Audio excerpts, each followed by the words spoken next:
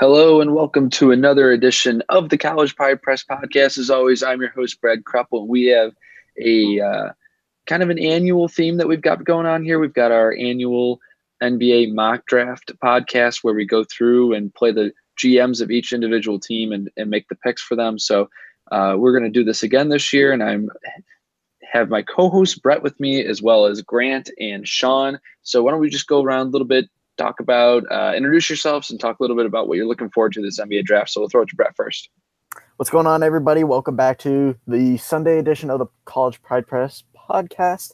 As always, it's me and Brad, and we got a few other guests with us today for this NBA mock draft. We are joined by College Pride Press and 24/7's scout Sean Bach, and we are also joined by College Pride Press draft center analyst Grant Coburn as well. So it's going to be a very fun mock draft today. We got a bunch of content ready for you guys, and we're going to run through these picks 1 through 30 in the first round and who we see as the most likely picks, getting everybody ready for the NBA draft on Thursday. So I'll throw it over to you, Sean, and welcome back to the podcast. You haven't been here for a while. Yeah, it's been a long time. It's good to come back and talk with the guys. I'm excited to get some of this NBA draft stuff going. I've been following college basketball pretty closely these past couple of years, and it's kind of cool to see all these guys that we followed and watched and studied and everything playing at the next level. So I'm excited for this podcast. I think it'll be a lot of fun, very insightful stuff. We got a great cast. I'm ready to get things rolling. Yeah, absolutely, Grant. Then we'll throw it to you. Oh, yeah. Hi, guys. I'm excited for my first podcast on the Draft Center website, and I've been following the draft closely the last few months, and just wait until Thursday to see how things work out. I'm really excited about it. Absolutely. And after this podcast will be our post-podcast talk where we will talk to Sean Bach about what's going on in the Iowa football recruiting, 2020 and beyond. So, if you have a high school student or a middle school student in Iowa, feel free to check out that because he may be talking about Iowa recruiting. So be sure to look forward to that. Sean is the Iowa recruiting expert when it comes to 2020 and beyond. Let's not do that. All right, so we're going to start it off here. We've got the order laid out. So we have assigned each member here a couple of teams, and then they're going to be making each pick. So first up, we got the Phoenix Suns with Sean Bach. So who are you picking with the first pick, Sean?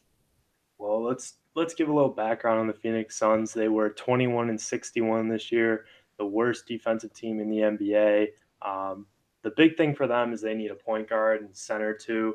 Alfred Payton, he's a solid NBA point guard, but if they really want to make it to the next level, they got to get that guy that will put them there. And same thing with down low. Dragon Bender was a draft pick, I believe, last year or the year before. Pretty highly touted guy coming into the draft. Had a solid couple first years, but really they just need that special player. Devin Booker, as we all know, superstar, going to be a superstar in the next couple years, putting up crazy points. But I think with this draft pick, they really need a superstar, as I said, someone that can really come in right away, contribute, and be rookie of the year, maybe even an all-star in two or 3 years, and maybe even his rookie year, who knows. But without further ado, with the first pick in the 2018 College Pride Press NBA draft, the Phoenix Suns select DeAndre Ayton from the University of Arizona. I believe Ayton not only fits what the Suns want, but they need a very talented and well-rounded player in the draft. And I think Ayton is the most highly touted and really skilled player in this draft. And I think he'll fit perfectly in with this system. And I think his game translates perfectly to the NBA. So with that, Ayton, welcome to the Phoenix Suns, my man. Absolutely. Next up, we have the Sacramento Kings, and we'll throw it to Grant.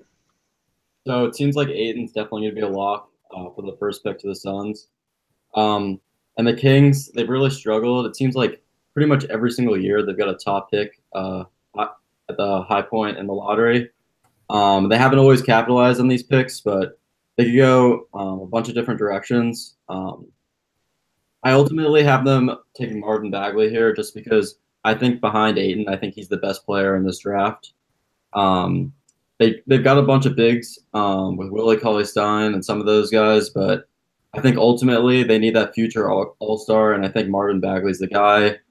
Some other considerations here. They supposedly really like Michael Porter Jr., and he could definitely fill a role at small forward where all they really have is Justin Jackson, and they could use some help in that area. But with injury concerns and the fact that he only played 3 college games this season and he's canceled his pro day, I think taking him at 2 is a bit premature and is a bit too high of a risk for a team that really needs talent that can play now.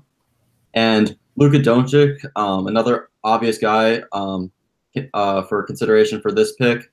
And I think he would make a great candidate, but they've got some good guards in De'Aaron Fox and Buddy Hield. And he's a good guy. He's got a ton of potential, and he's definitely a candidate for Rookie of the Year. But I think in the long run, you got to go with Marvin Bagley here. So Marvin Bagley from Duke, have him going to the Kings at 2. And that's going to be a very interesting decision for the Kings here at 2. You look at their needs, and they do have that need for that big-time player in the big position, whether it's a power forward or center. Scalabiciere hasn't really turned out to be the player that they thought he was, and nobody really knows if Harry Giles is going to ever turn into the player that everybody thought he was. So this pick's interesting. Sacramento is one of those teams also looking to acquire another lottery pick in the top 10. So that is something to watch. Maybe they grab Marvin Bagley and trade up to grab a player like Michael Porter Jr., who they're also very high on as well. Yeah, trading down is definitely an option for the Kings here, but assuming they keep the pick at 2, got Bagley there. All right, absolutely. Next up for the number 3 pick, we're going to throw it to Brett Siegel for his pick on the Atlanta Hawks.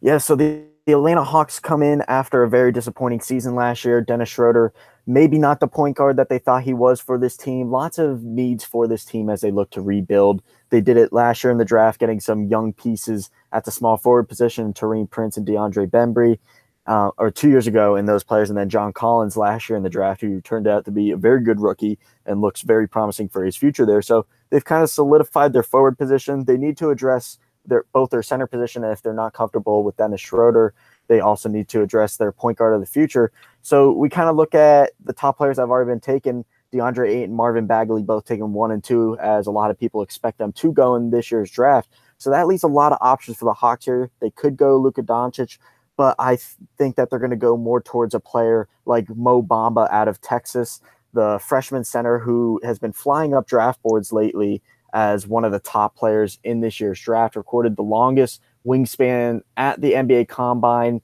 I believe in NBA Combine history, with a 7'10" wingspan. This guy is a crazy defender, shot blocker, and he's just an all-around fantastic player. He was all year with Texas, and he just has all the intangibles of a great big in the NBA, and kind of like Joel Embiid changed the way the big is playing, how they can extend the floor. Mo Bamba can extend the floor and is a fantastic shooter. I mean, he's more of like a Clint Capella type player with his defensive skill set, but as his offense develops and as his shot develops, there's really no way to tell if he will turn into Joel Embiid, but he has all the potential to turn into a player that can be a threat as a shooter as well outside the paint. All right, absolutely. Now we're moving on to the 4th pick. That's the Memphis Grizzlies, and I have this pick. And, this seems like a slam dunk to me. It's going to be Luka Doncic. The Grizzlies need to get a little younger. They need somebody who can come in and play right away. Pairing him with Mike Conley and some of those younger bigs that they have, and Ivan Rabb and Deonta Davis, I think that's going to be a slam dunk for them. Throw him in that. They need some wings, and I think that Luka Doncic is the best wing available. And this is a lot of big guys and a few point guards mixed in this top. So I think getting this top wing is going to be a big help for them.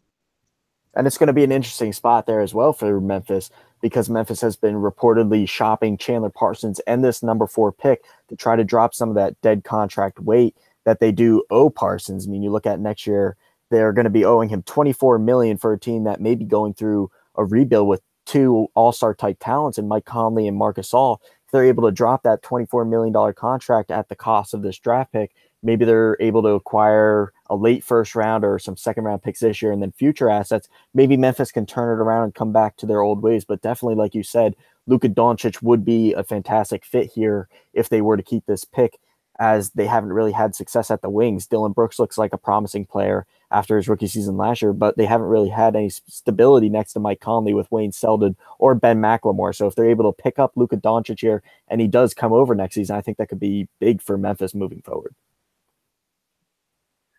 All right, next up, we're going to move to the Dallas Mavericks, and we'll throw it back to Brett for his pick.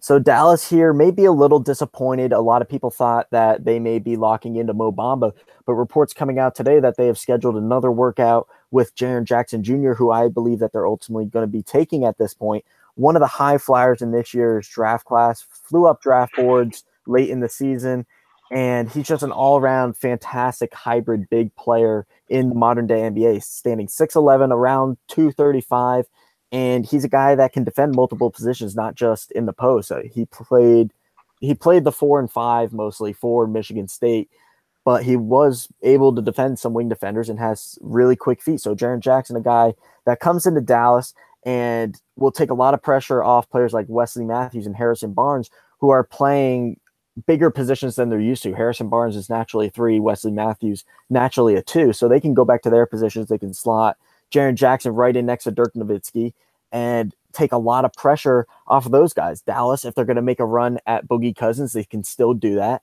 Maybe sign Boogie Cousins under the max exception, and they'll have plenty of cap room there. They have about $55 million to work with, and they can maybe re-sign some smaller guys like Seth Curry or Yogi Ferrell, and they now have some pieces to work with. They drafted Dennis Smith Jr. last year, which was a fantastic steal for them, the point guard of their future.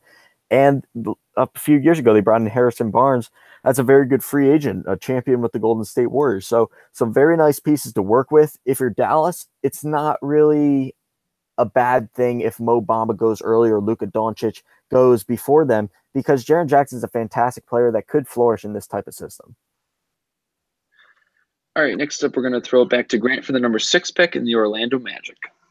So for the Magic at 6, with this draft, the way it's going with all the bigs off, with Ayton, Bagley, Bamba, Jaren Jackson Jr., and assuming Doncic's off the board, I think this pick really comes down to either Trae Young or Michael Porter Jr. I think Wendell Carter will get some consideration here, but with Jonathan Isaac and Aaron Gordon on the roster already, I don't really think it makes a lot of sense to take Wendell Carter, especially when the other 2 players seem a bit more talented than him, although I do think Carter will be an excellent pro. Ultimately, I think that they're going to take Michael Porter, or I think that they're going to take Michael Porter Jr. here, just because even though that they have some assets in the front court, I think he's got the most star potential. And considering the fact that he was projected to be the first pick overall just a year ago, I think they have time to wait for him in this rebuild. And I think at 6, it's really a steal, especially because it seems like health-wise, he's moving along really well, and I think the Magic need a star, and I think Michael Porter Jr. is that. I think Trae Young will get a lot of consideration just because they're so weak at the point guard position, but I think Michael Porter Jr., assuming health-wise, he clears out. I think that he's the better prospect, and he's going to be a more sure thing in the pros. All right, next up, we are going to move to the number 7 pick, where Sean Bach will be picking for the Chicago Bulls.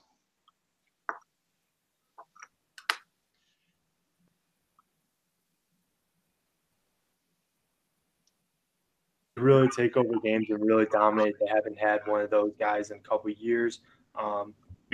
So with that, I think the 2 options right here that would make sense. Mikal Bridges would probably make more sense at the 3. Wendell Carter, you could push up to the 5 because Robin Lopez is getting up there in age. And really, we saw what he could do in the NCAA tournament. Marvin Bagley obviously stole the show most of the season. So we weren't able to see Carter's full talent, but as the season went on, we kind of saw when Bagley was off the floor how great Carter could be. So going back to the Bulls, I think with this pick, Mikal Bridges makes the most sense. He's a little bit older, but age really shouldn't be a factor in this draft because if you can play, you can play. And Mikal Bridges really brings everything that you want in a solid 3 small forward, maybe even a shooting guard a little bit, depending on what they do with Zach LaVine, because the Bulls are kind of having problems with him a little bit. So I think Mikal Bridges here, like I said, has all the tools to be an NBA 2 or 3, can shoot the ball, defend, great wingspan, can take it to the rim. Just a really good, solid all-around talent. And I think he'd be really reliable for the Bulls and really just a safe pick overall, as opposed to Wendell Carter. So with that, I think it's a smart choice for the Bulls to take Bridges here. All right, I am next up with the pick for the Cleveland Cavaliers, and this is probably one of the tougher picks I've had because, you don't know what's going to be happening with LeBron James and Kevin Love, and, this pick could not be going to Cleveland as well. So I think, kind of separating it, if Cleveland keeps LeBron and they know they're going to be keeping LeBron, I think they have a feeling one way or the other. If they know he's going to come back or think he's going to come back, I think it's going to be, a wing player, like a Lonnie Walker or, maybe a Kevin Knox kind of player. But because I think the chances are more likely that he is leaving, I'm going to pick Colin Sexton. He's going to be a good point guard. They really need somebody they can build on. Great athlete. He's had a pretty good season at Alabama, but he definitely projects pretty well due to his athleticism and, playmaking ability. Leaves, some room for growth as well. Brett, what are your thoughts on that pick? Yeah, this is kind of going to be an interesting pick for Cleveland because at this point, you're going to have either 2 pure point guards on the board like we had in the situation here, or you're going to have 1 pure point guard left in Colin Sexton because there's another guy named Trae Young. I'm not sure if any of you have heard of him or not, but stole the college basketball world by storm last season. Everybody talking about him. You couldn't turn on SportsCenter last year without hearing about him, and there's a lot of chatter of where he's going to go in this draft. He could potentially be a top 5 pick. Somebody could trade up to get him, or he could slip a little bit to the Chicago Bulls, Cleveland, or the New York Knicks here. So for Cleveland, it really depends on, like you said, what LeBron's going to do and maybe what LeBron's camp is saying in the ears of Dan Gilbert and the management of the Cleveland Cavaliers, because they're going to do everything they can to keep LeBron James this year, but ultimately they have to look at the future. And Colin Sexton does turn out to be a very nice pick for them here. They've brought him in for 2 workouts in Cleveland. They really liked what they saw, and the reports were that LeBron James's camp also liked what they saw out of Colin Sexton. There hasn't been much talk of Trae Young with Cleveland, so for me, Colin Sexton makes a lot of sense here in Cleveland. All right, now we're going to throw it right back to Brett for his pick for the New York Knicks. So the New York Knicks are the New York Knicks. They've had a lot of problems now for a while, but they may finally start getting back to their old winning ways, supposedly. They hired a new coach in David Fizdale, which was one of the best hirings this offseason in the NBA, or during the playoffs, that was. But David Fizdale, an excellent players coach, should never have been fired from Memphis. That was just a bonehead decision, in my opinion. But he's a very experienced coach. He's coached some of the best players in the league, and the players really like him. He sat down with Kristaps Porzingis recently, and the reports were that the meetings went really well, and all the players so far are very impressed with his vision of the franchise moving forward. But they still have a lot of uncertainty within the organization of who they're looking for, what kind of prospect they need. And looking at this, the New York Knicks may trade down here if the draft goes the way that we have it. Trae Young still on the board here, maybe not an immediate need for them, but they kind of are in a best player available type stance and kind of need that shocking value to their franchise, that exciting value. And even though they drafted Frank Ntilikina last year, he may not be ready for that spotlight. He may not be ready to take a bigger role. Wendell Carter definitely makes the most sense here, but with Trae Young on the board, it's just too much to pass up. They can draft him now, maybe trade him later like the Denver Nuggets did with Donovan Mitchell last year, even though that didn't really pan out well for them. But a draft and maybe see what you can get for him, because I just don't see him falling to 10 to the Philadelphia 76ers. So the Knicks will take Trae Young here. All right, next we're going to go to the Philadelphia 76ers, who have the 10th pick, and we're going to throw it to Grant. So with the Sixers at the 10th pick, I think they're going for a wing, really, no matter what. Even though that Wendell Carter's here, and I think a lot of people think there's a lot of rumors that he's going to be gone, but with him here at 10, I think he does get consideration. But with Saric and Embiid, Ilyasova, some of those guys, they seem to be rather set in the front court, and with the NBA shifting towards more of a perimeter game, I think they go with a wing. So for me, that decision really comes down to Kevin Knox, Lonnie Walker, or Miles Bridges. And I think out of those 3 prospects, I think Kevin Knox fits the best with Philly. He's really young. He's one of the youngest players in this draft. I believe he's still 18 years old, which is pretty incredible. He can play small forward, power forward in the NBA. He's got a lot of room to grow. He's got a ton of potential. I mean, Lonnie Walker makes sense at shooting guard, especially if Reddick leaves, because he's got a lot of shooting potential. And Miles Bridges, obviously a beast, 2 phenomenal seasons at Michigan State. But I think Kevin Knox is the best prospect here. Makes the most sense. He's going to have a lot of time to develop. As a rookie, I see him getting playing time off the bench more for the Sixers, but he definitely could develop into more of a starting caliber player in future years. And so Philly, I have them going with Kevin Knox of Kentucky. All right, next up we have the Charlotte Hornets, and we're going to throw it to Sean for the 11th pick. So now that Grant took Kevin Knox off the board, this kind of puts the Hornets in a tough spot because you really had to have a guy that can score on the wing. Michael Kidd-Gilchrist, solid, but you need someone to back him up. Jeremy Lamb, Dwayne Bacon aren't really doing it. The shooting guard position, kind of that guy you can have in the combo a little bit. Also, you need kind of a point guard because Kemba Walker, he's been an all-star. He's been an all-star these past couple of years, solid, but you need a guy that can back him up and really learn from him. So if you're taking a point guard here, I think the one that would make the most sense is probably Shai Gilgeous-Alexander, and then if you're taking a small forward, it'd be Miles Bridges. So I think just with the way that the Hornets kind of work, Kemba Walker, you're set with him for a couple more years. Michael Carter-Williams, he's a solid backup. He won't start, but he'll provide you solid minutes off the bench. But I think just here, like, the Hornets are just desperate for wings. They need a guy that can score from the outside. There's concerns about Miles Bridges in the NBA.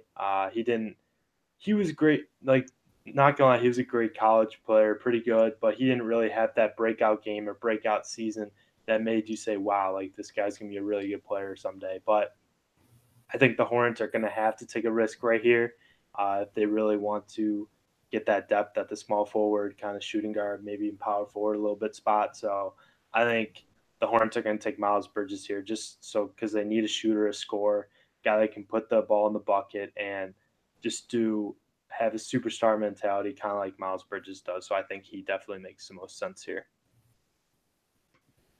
All right, next pick we have the LA Clippers, and there's 2 picks in a row for the Clippers, so I'm taking both of those. And looking at the Clippers roster, there's really, just a lot of good to very good players. There's no, all-star players, brand name players other than DeAndre Jordan. And so, I think DeAndre Jordan's going to be working his way out of the Clippers, and I don't think that marriage worked out as well as they thought. But with that, I'm thinking they're going to take the DeAndre Jordan of college, which is Robert Williams. Williams is a massive body who plays phenomenal defense, rebounds, protects the rim. I think he's more of a baby DeAndre Jordan, so he's going to be a lot cheaper, but I think he's got a lot more potential offensively as well. So I think, replacing DeAndre Jordan with the Robert Williams or having him, kind of sit behind him for a year, I think that's going to be beneficial. And then when the time comes when Jordan's no longer on the roster, I think that they will be able to put Williams right in there and he won't miss a beat. I think it's going to be a fantastic marriage there, and I think the Doc Rivers is going to be very happy with that pick. All right, for their Clippers' second pick, this one was a little bit tougher. I was planning on taking Gilgeous-Alexander, but he's been swallowed up. So with that, I think I'm going to be taking Kyrie Thomas from Creighton. He's more of a kind of plug-and-play point guard. I think that the Clippers kind of need somebody that can take charge and handle the ball and distribute a little bit. I think that Thomas is that guy. Coming from Creighton, he's played on some pretty good teams, and I think that he will, really benefit from being with the Clippers and growing. He's not the kind of brand name all-star that they're looking for, but I think that with their first pick in Robert Williams, you can kind of go with a more safe pick, an older guy, a guy that's more plug and play right now, and Kyrie Thomas. So I think that's going to be a good marriage for them. Real quick, Brad, did you want Shai Gilgeous-Alexander there, because he is still on the board at this point? Oh, I thought he was taken by Sean. No, he is still here on the board. Oh, if he's on the board, then that's the pick there. I thought Sean already took him. That's my mistake. The Gilgeous-Alexander is definitely the pick there. I think you kind of take the best guard that you can kind of plug and play. Gilgeous-Alexander, he was the best player on Kentucky last year in my mind, and he's versatile, 6'6", so he can play on and off the ball, but he would really look good with the ball in his hands. So that's phenomenal pick. I think Doc Rivers is happy coming away with those two players. All right, next up, we are going to go to the Denver Nuggets with Brett Siegel. Well, I think this pick is very easy for Denver. I don't think they're going to mess it up like last year where they passed up the potential rookie of the year in Donovan Mitchell. But there's a guy on the board that is in my top 10 on my big board, a guy who I thought would have gone top 10, but he fell out of our top 10 here on the podcast. And that's Wendell Carter Jr. out of Duke. Very surprising that he had fallen this far, but the Denver Nuggets are thanking all three of you for not taking him, because this is a guy who can come in and immediately fill the need that they need. They really need a solid four next to Nikola Jokic. They have Paul Millsap, but if they can play Millsap maybe as a 3 and have Carter come off the bench at some points for him, it could take a lot of pressure off Denver, because they are currently trying to move Kenneth Faried and move that $14 million contract that he currently has. And Darrell Arthur has a $7.5 million contract. He opted into his player option recently, but I don't think Denver has a long marriage with him either. So you look at that power forward position, and suddenly there's not many pieces there, because they tend to play Trey Lyles more at the 3, and their guards are pretty solidified. They have Jamal Murray as their point guard of the future, Gary Harris, Will Barton, Malik Beasley on the wing. So they have the pieces at guards. They don't really need to draft one right now as a starter. But if you're looking to the future, then Wendell Carter makes the most sense here. For me, in my mock drafts, I usually put Robert Williams here, making the most sense. A very similar player to Wendell Carter, but with him being taken earlier, Denver is definitely satisfied to take Wendell Carter at this spot. Yeah, Brett, I was just curious on your thoughts, because Wendell Carter played on a Duke team that had so many star players, Grayson Allen, Marvin Bagley, Gary Trent. Do you think that kind of is hurting his draft stock? Because I think that's something that, he really wasn't an alpha player. And in the lottery, that's what teams are looking for. Yeah, I kind of understand that. And a lot of people have brought that up in reports about whether this is going to affect him or not. But all the chatter coming from the NBA Combine on, from that time on, is that it actually helped him, because it's kind of like a Jaren Jackson next to a Miles Bridges type situation, where Miles Bridges was the star of the show. Everybody came to see Miles Bridges, but they're kind of pointing at this Jaren Jackson kid like, whoa, well, who is this kid out there? This kid's like 6'11", 7 foot, and he's shooting threes and moving around the floor really well. That was kind of the situation with Wendell Carter this year, and he really made his presence felt on the Duke team by rebounding. And in an NBA league where the big is maybe a little bit undervalued right now because of the 3-point shooting, and they're not really looking at those traditional bigs, you still need to be able to rebound the ball. So you can put a PJ Tucker positionless type player out there all you want, but a 7-footer, 6'11" player like Wendell Carter Jr. is probably going to out rebound him every time, just because of his toughness and ability to defend in the post. So Wendell Carter Jr. definitely not really overshadowed by all the pieces on Duke. I understand the chatter of maybe he was in the shadow of Marvin Bagley a lot, but without Wendell Carter Jr., Marvin Bagley probably wouldn't have had the year he did. Marvin Bagley's still a fantastic player, but Carter took a lot of pressure off of him this year, and it definitely helped Duke a long way this season. Yeah, absolutely. I definitely think that's going to play a factor in it, and I think it'll be interesting to see kind of if those little things, affect their stock on draft night. All right, next up, we're going to throw it to Grant for the 15th pick in the Washington Wizards. So for the Wizards at 15, just being one pick out of the lottery, I think in my opinion, they're just going to take the best player available here. I think that they're hoping it's a big, but with Robert Williams and Wendell Carter just off the board, it's unfortunate, but I think they're going with a guard, even though they have the John Wall, Bradley Beal combination. I think that they could afford some depth there. And at 15 right here in our mock draft, Lonnie Walker is the best player available, so I have them taking him. I think Zary Smith will get some consideration here, considering he might be the best athlete in this draft and definitely one of the best perimeter defenders, but I think Lonnie Walker has a higher ceiling, and I think the Wizards take him at 15.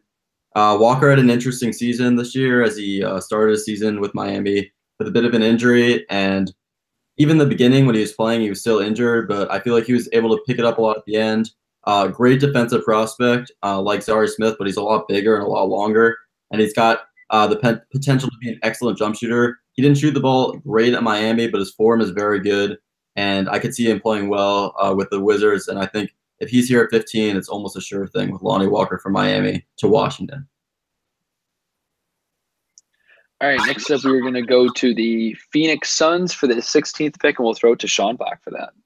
So with the Suns, obviously they had the first pick of the draft, took DeAndre Ayton, has all the tools to be a star in the NBA one day. And with this pick, I think the Suns are really going to be looking to take a point guard.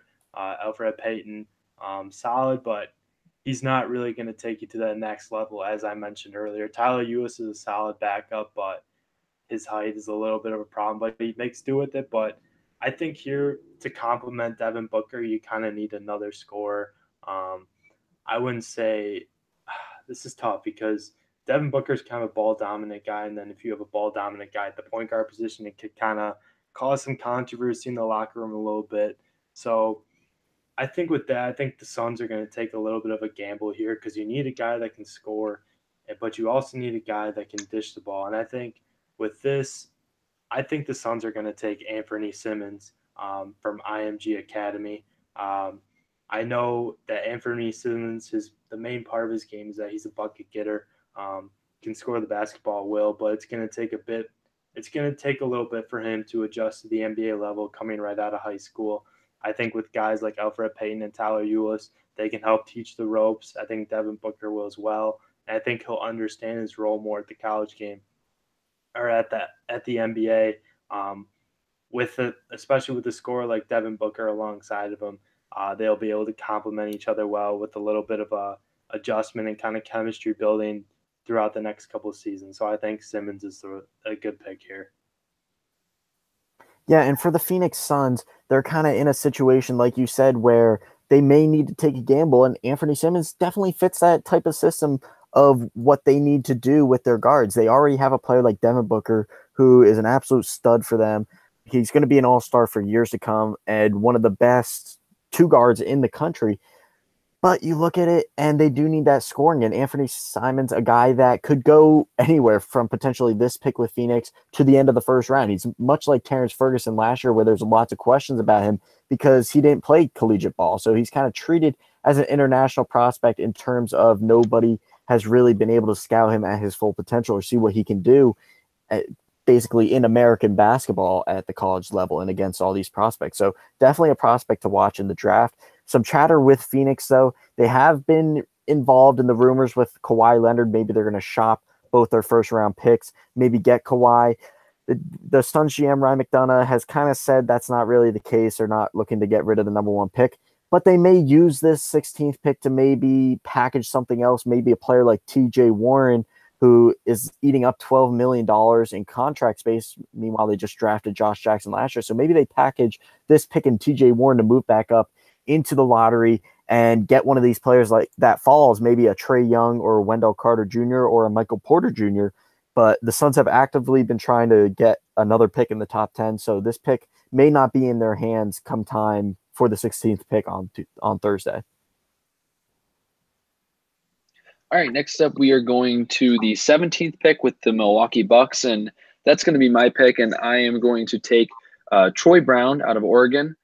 He's a younger guy, small forward, 6'7", 208, but I think that, he is a versatile guy. He looked pretty good at Oregon this year. He's going to be able to, stretch the floor and work with Giannis, and I think that that's really what the Bucks need. They've got a decent team around Giannis, but they need a couple more shooters. I think that Brown can become a shooter with, lots of room for development. And I think, you look for that in the later end of the first round, which is where we're getting to now after the lottery. You can look for guys that have high ceilings, and he can come in right away. He's a good athlete and hopefully build from that and become a player and learn from Giannis. And I think that that's going to be very beneficial for Troy Brown and for the Bucks. And I think that that's going to be a great pick for them. Next up, we're going to the 18th pick with the San Antonio Spurs. So we're going to go to Grant for that. Okay, so for the Spurs, at 18, they could go a lot of different directions. But I think that they're going to try to get a more experienced player and someone that, in my opinion, is the most underrated player in this draft. And I think they're going with Boston College's Jerome Robinson. He's a talented scorer. He averaged about 24 points a game in ACC play. He can really score the ball. And a great thing about him is that he's a combo guard. He can play point guard, shooting guard. At the NBA Combine, he measured 6'4" even, so he's got good enough size to play shooting guard, and he's shown good enough potential in terms of facilitating and playmaking to be a point guard as well. And I think the Spurs could use some younger guards, and I think they're going to go with Jerome Robinson. His ceiling might not be as high as some of these other guys, but he can really score the ball. I think he's going to be very good as a rookie, like very surprisingly good. I think he's ready, playing 3 years at Boston College. With BC being so bad, especially the fact that they're in the ACC now, I think that he was one of these undervalued guys the whole season. But I think some talk is finally going around about him. He got invited to the green room, so I think he's going to go a lot higher than people expect. And I have him going 18 for the Spurs. Absolutely. We're going to go back to Brett Siegel for the 19th pick in the Atlanta Hawks. So we're back to the Atlanta Hawks, and building off of what we said before, they have two main things that they need to address in this draft. They need to address their big position, which they did with Mo Bamba with the third pick, and they also need to address the guard position because Dennis Schroeder may not be the player that they necessarily need. Kent Bazemore is solidified into that shooting guard spot. He's not going anywhere. He's one of the main focal points of this Atlanta Hawks team, one of the leaders on it, and they just drafted Tyler Dorsey and signed him they signed him actually as an undrafted free agent last year. So Tyler Dorsey and Bazemore fill out that two-guard position, but we're looking at their point guards and Malcolm Delaney most likely not to be back with the Hawks. He's a free agent this year. They do have Isaiah Taylor under contract with Dennis Schroeder, but looking at this position, they could really use another ball handler, and if they are to keep Dennis Schroeder, maybe a guy that could work behind him. And looking at the point guards that are left, there's some really good options. Kyrie Thomas fell this far to the Hawks. There's also guys like Aaron Holiday and Landry Shamet. All three of them are excellent options for the Hawks at this point. But scoring could definitely help them, which I think means they'll go with a player like Aaron Holiday out of UCLA, and maybe one of the most underrated older guys in this draft, much like Jerome Robinson, a guy who is really undervalued for his production at UCLA. The guy is a very gifted scorer, and he can facilitate on the floor. He's a very good passer, has great vision, and he's one of those guys that can just make everybody around him better. If you pair him with John Collins and Kent Bazemore and Mo Bamba, maybe the Atlanta Hawks have something going here. I mean, you take Dennis Schroeder completely out of the question and look at their young talent with Bazemore, you may have something going, and maybe you make your team more appealing to some of these lesser free agents that are still very good talents this year. So to me, it makes the most sense for them to go with Aaron Holiday as a pure scorer here with the 19th pick. All right, now we're going to get to the 20th pick in the Minnesota Timberwolves. We're going to throw it to Sean Bach. So the big thing the Timberwolves need is kind of a backup wing who can shoot from the outside, someone who's not really ball dominant, can complement their two main scorers, Jimmy Butler, Andrew Wiggins, and even a guy like Karl Anthony Towns down low. So I think the Timberwolves this is the perfect spot for them because Dante DiVincenzo from Villanova is still available, and he really fits the bill, checks all the boxes with everything that the Timberwolves need. He's a guy who doesn't need the ball in his hands all the time. He can play defense. He's tough. He's aggressive. He can score. He, like I said, doesn't need the ball in his hands, and he can do a lot of things on the basketball court. And I think with that pick, it gives him a lot more depth on the wing. He can play a little bit of a small forward behind Jimmy Butler, even behind Andrew Wiggins as well at the shooting guard spot. You can really put him anywhere on the floor 1 through 3, and he'll provide a good boost for you. So I think with this, it's just the perfect marriage right here with Dante DiVincenzo going to Minnesota. Boy, I'm surprised DiVincenzo fell this far after, how he finished his collegiate career was really tremendous, and to see him kind of, in the 20 range here is very interesting. All right, next up, the 21st pick, the Utah Jazz, and we're going to go back to Brett Siegel. Utah had a fantastic year last year, and the potential coach of the year there in Quinn Snyder, and the potential rookie of the year in Donovan Mitchell. This team, who was supposed to finish near dead last in the Western Conference, they turned into one of the top 4, top 5 teams in the Western Conference, taking down the Oklahoma City Thunder in the first round and then going up against the Houston Rockets in the second round of the Western Conference playoffs. And they gave Houston a run for a little bit. And with their young talent surrounding them on this Utah Jazz team with some of the veterans, they're a team for the future. They're a team with a lot of optimism. And after getting rid of Gordon Hayward, the fan base and the team didn't really know what was next for them, but they found their star of the future very quickly in Donovan Mitchell and Joe Ingles, the shooter from outside. I mean, I don't know how you can hate Joe Ingles, and he's such a likable guy there, just a really good spirit and motivator on the court. So they have pieces to work with already, and they do have Rudy Gobert down low. They drafted Tony Bradley last year, who is going to turn into a very nice 4/5 for them down the road. They have Ricky Rubio under contract with $15 million, but I don't think he's the answer. So they're going to be looking at who's the point guard of the future. They struck out on Dante Exum a few years ago. I'm not sure if they're going to bring him back. But there is one guy here that I believe will fit this system very well. He's a little bit underrated on my draft board, but the chatter around the NBA draft world over the past few weeks have been circling around this guy, and he's been flying up some mock drafts and draft boards, and that's Elie Kobo out of France. This point guard is a very, very talented point guard, a very interesting distributor on the court. He makes very sound decisions, and he's a very patient player as well. He doesn't rush things on the court.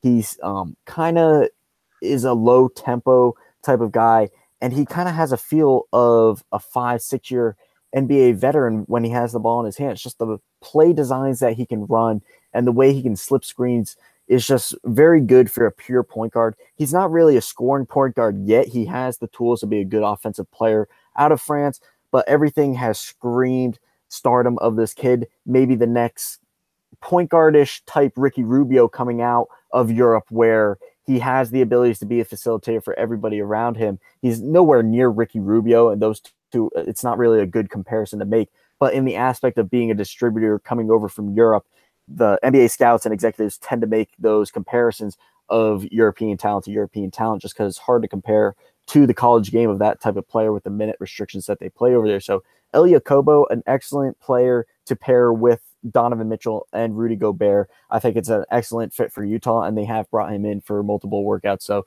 definitely look for them to add a point guard of the future here, and Kobo does make the most sense. All right, now we're going to go back to the Chicago Bulls, and they have the 22nd pick. So now that Sean has them with Mikal Bridges, what is their next pick? So Mikal Bridges kind of fills that small forward void that the Bulls need, more depth down there. And now I think the big thing they're going to be looking for here is a guard, maybe even a center too, but I think guard's probably the safe bet here.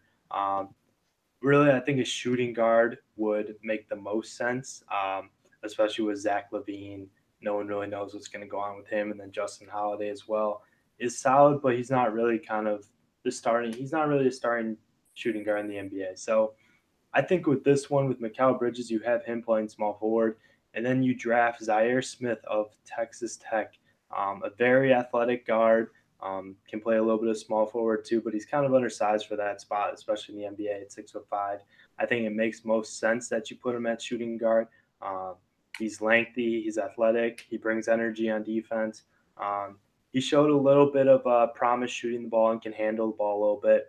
But I think overall, just as a whole body of work, he has a very high upside, can develop into a very solid NBA player. And I think the Bulls really should really consider taking him at 22 if he's still available. All right, now we're going to go to the 23rd pick, which is the Indiana Pacers, and we're going to throw it to Grant.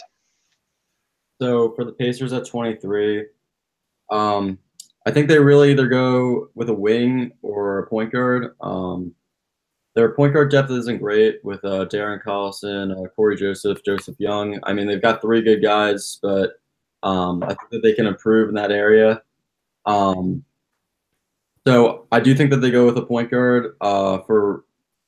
If they're going to pick a wing, I think that Chandler Hutchinson is going to get a lot of consideration here, especially because he is reportedly promised by a team in the 20s. I'm not sure the Pacers are the team. It's a possibility, but I don't think he goes here. And I think that Kevin Huerter will get a lot of consideration just because he's definitely one of the better prospects still available here at 23.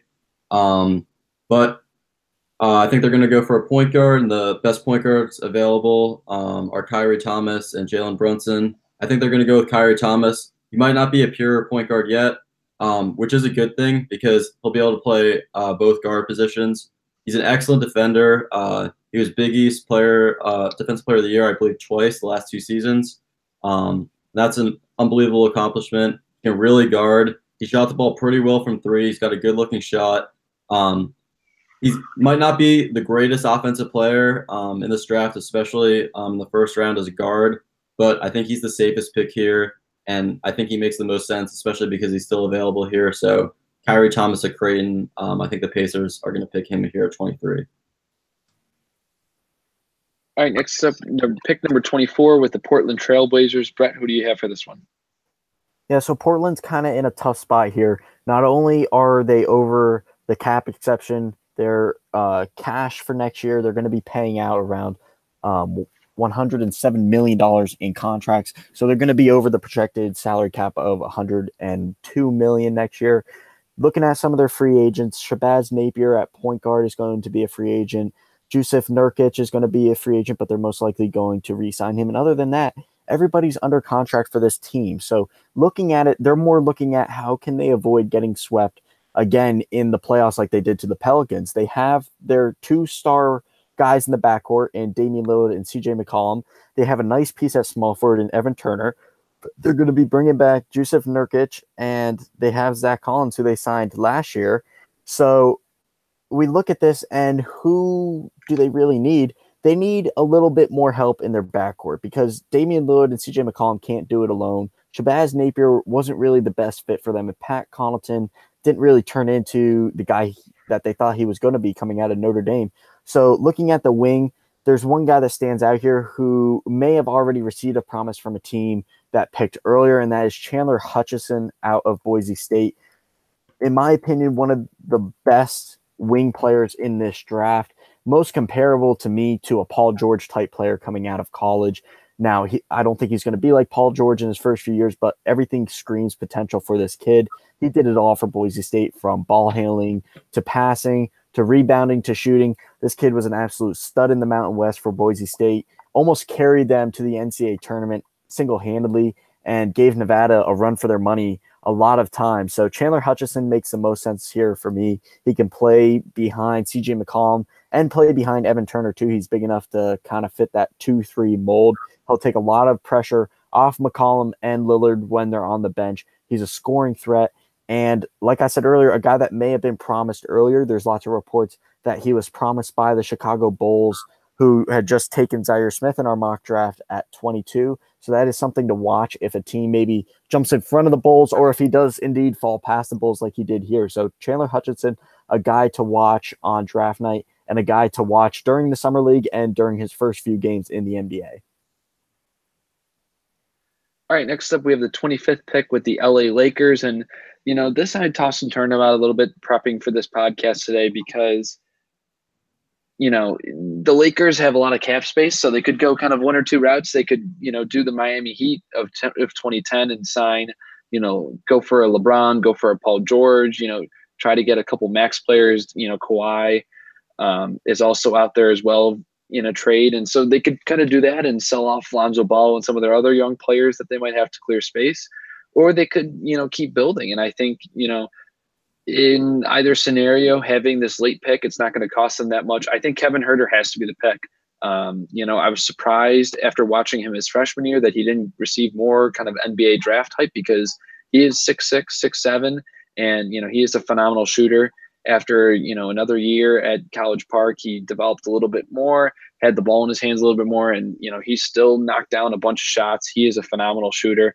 Adding him to the Lakers, if they do get LeBron and if they do get, you know, big playmakers and max players, he'll fit right in with them. You know, they'll be able to play off, and, you know, he'll run the baseline and hunt his shot while other guys are handling the ball and making shots for them and for their teammates. I think it's going to be a great fit if, you know, they do decide to kind of keep their core and not sign any big names, or they can't get any big names. I think Kevin Huerter, Lonzo Ball, Kyle Kuzma, those are three stud players that they can build their team around for a couple years. And, you know, Huerter's ability to make shots kind of makes up because, you know, Kuzma struggled a little bit towards the end of the season from three. And Lonzo Ball, we know he struggled from three, shooting less than 30% from deep. So adding somebody that is a serious threat is going to be a phenomenal add for the Lakers, especially this late in the first round. I think he's going to be one of the better players, not in the top 5 when we look at this draft, 5 or 10 years down the road.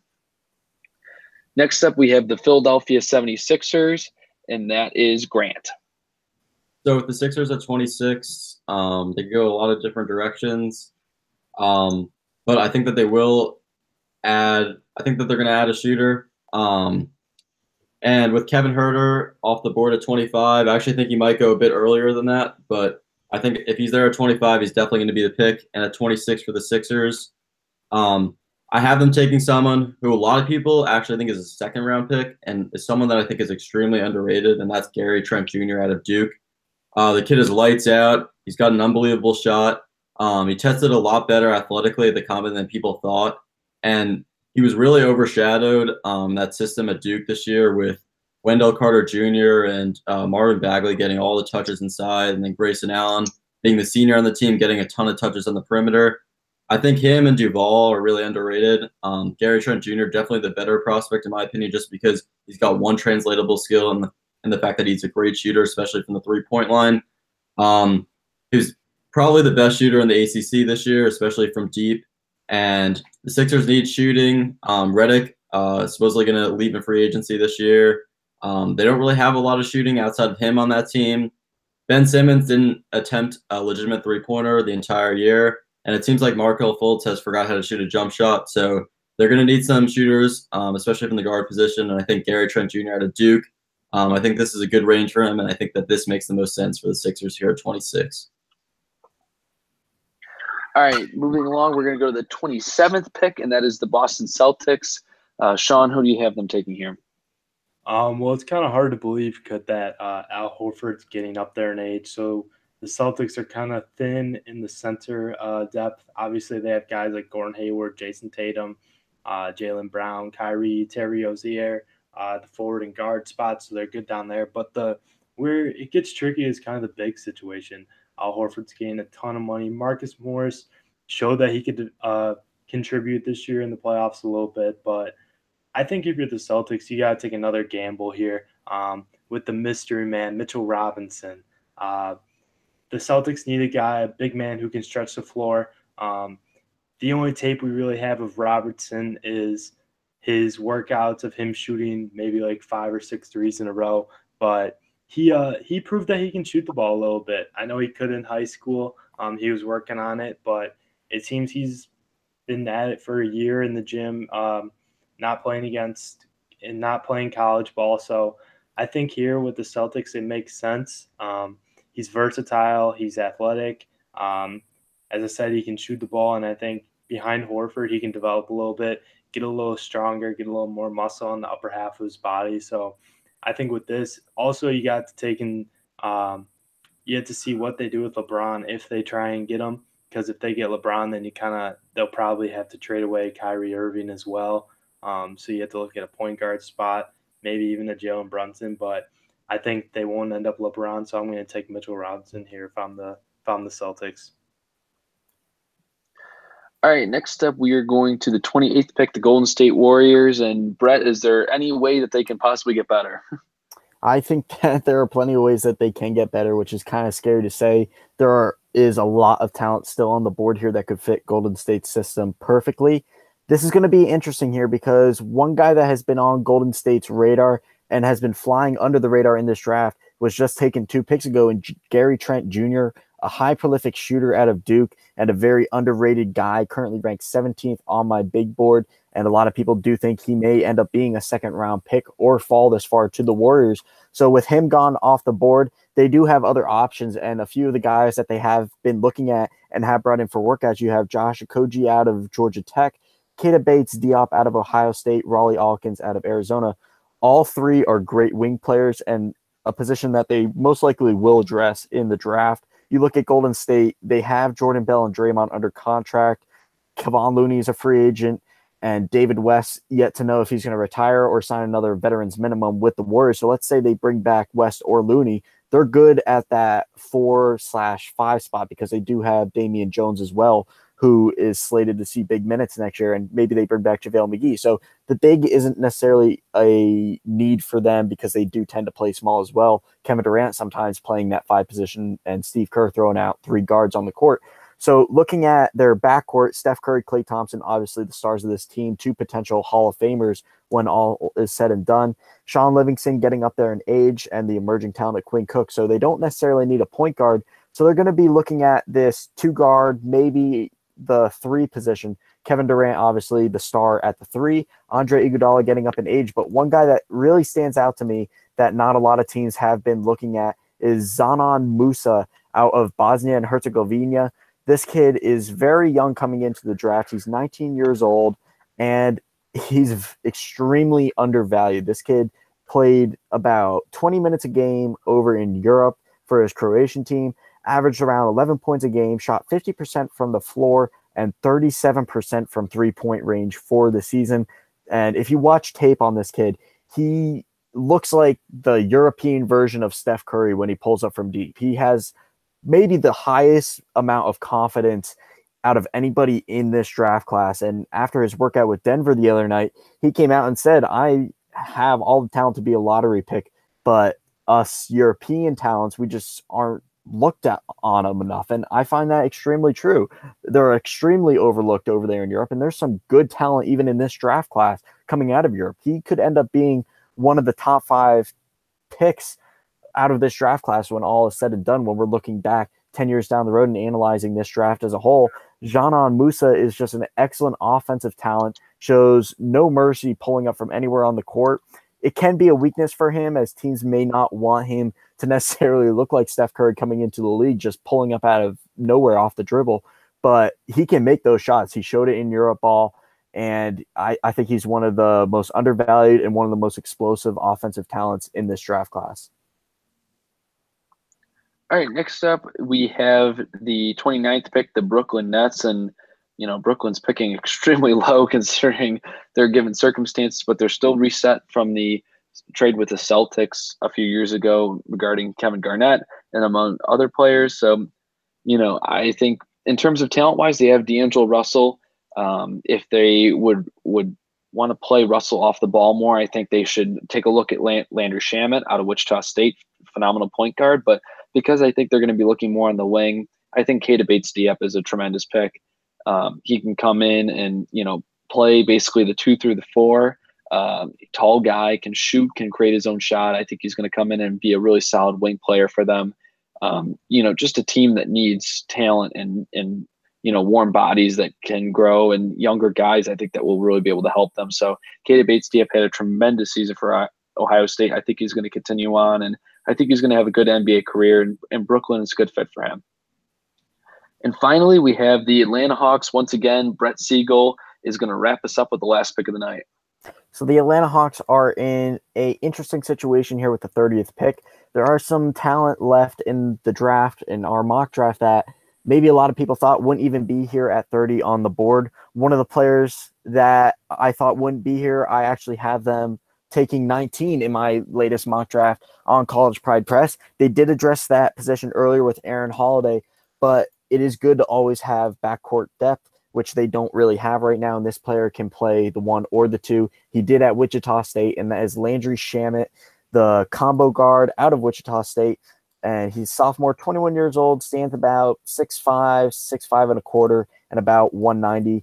This kid is just a very fundamentally sound player, very smart decision maker with the ball in his hands. He just has a natural feel for the game. It can be a gifted scorer at times, but that won't necessarily be – he won't need to be a great scorer for Atlanta with their draft picks that they just got. I mean, Mo Bamba and Aaron Holiday, if they do keep both those picks, and those are the players they end up selecting. Holiday's a scorer, Bamba's a scorer, John Collins is a very gifted athlete, and Kent Bazemore is a scorer. So you bring in Landry Shamet, he can kind of sit back in the second unit, maybe make some noise with some of these first unit players, and kind of fill a void that they have of needing that combo guard, because Tyler Dorsey can't really play both guard positions yet. Dennis Schroeder's more of a pure point guard, much like Aaron Holiday. So having that combo guard gives them options, and gives them depth also defensively, because he was a pretty good defensive player at Wichita State. So Landry Shamet, a player I think is a little bit undervalued at this point in the draft.